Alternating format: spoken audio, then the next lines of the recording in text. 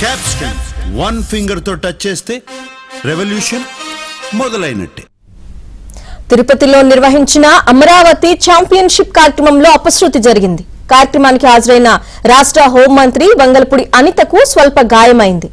ఓ drone కు చెందిన battery ప్రమాదవశాత్తు ఆమె చేతిపై పడడంతో గాయపడ్డారు.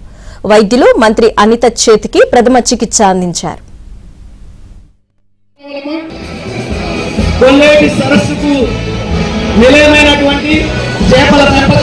Honorable Minister for Youth and Sports and Transport Sri Mandipalli Ram Prasad Reddy gariki, Arms and District Incharge Minister Sri Anagani Satya Prasad gariki, alane mana SAP Chairperson Ravi Naidu gariki marosari pratyeka ధన్యవాదాలు teli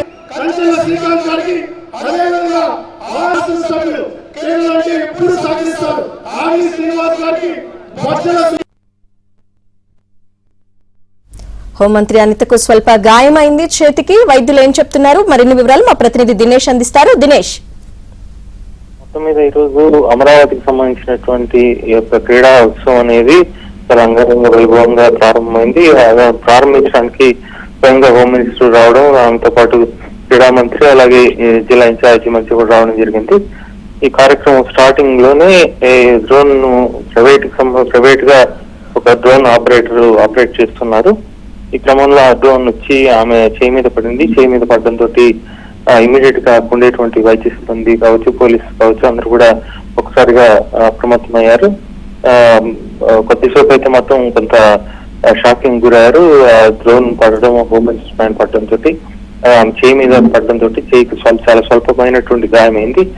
immediate గా drone ఎవరైతే operate చేస్తున్న వ్యక్తి ఉన్నారో అతన్ని అదుపులోకి తీసుకున్నారు. అతను పైన కేసు కూడా నమోదు చేశారు. మరోవైపు అనిత కూడా చాలా ఈజీగానే తీసుకున్నారు. ఆమె స్వల్ప గాయమైంది, ఇబ్బంది ఏం లేదని చెప్పి చెప్పడం. ఆ తర్వాత మళ్ళీ ఆమె ఇతర కార్యక్రమాల్లో, అంటే ఈ కార్యక్రమం మొదట్లో ఈ కార్యక్రమం జరిగింది. తర్వాత ప్రారంభోత్సవం కావచ్చు, ప్రారంభోత్సవం తర్వాత సభ జరిగింది. సభలో ఆమె మాట్లాడారు. క్రీడలకు సంబంధించి కావచ్చు, క్రీడలకు సంబంధించినటువంటి పాల్గొనేటువంటి వాళ్ళ తల్లిదండ్రులు, కోచ్లు అందరినీ కూడా ఆమె ప్రోత్సహించే విధంగానే మాట్లాడారు. ఆ తర్వాత మహిళా పోలీస్ స్టేషన్ ఏదైతే పరేడ్ గ్రౌండ్ లో ఉందో దాని ప్రారంభోత్సవంలో కూడా ఆమె పాల్గొన్నారు. అక్కడ కూడా ఆమె దీని గురించి మీడియాతో మాట్లాడారు.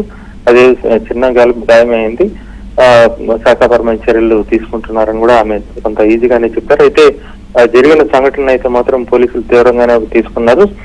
పైన వివిఐపి విజిట్ ఉన్నప్పుడు డ్రోన్ కి సంబంధించిన దీంట్లో శాఖాపరంగా, అంటే పోలీసు నుంచి మాత్రమే డ్రోన్ ను చేయాలి తప్ప ఇంకెవరు అవుటర్స్ కావచ్చు, ప్రైవేట్ వాళ్ళు కూడా ఇలా డ్రోన్ ఎగరేసేటువంటి పరిస్థితి ఉండకూడదు అనేటువంటి ఆలోచనకు వచ్చారు. దీనిపైన ఖచ్చితమైనటువంటి నిబంధనలు పాటించాల్సిన అవసరం కూడా ఈ సంఘటన వల్ల కనిపిస్తోంది. రాష్ట్ర వ్యాప్తంగా కూడా దీనిపైన ఒక స్పష్టమైనటువంటి దిశానిర్దేశం జరగాల్సిన అవసరం స్పష్టంగా కనిపిస్తోంది.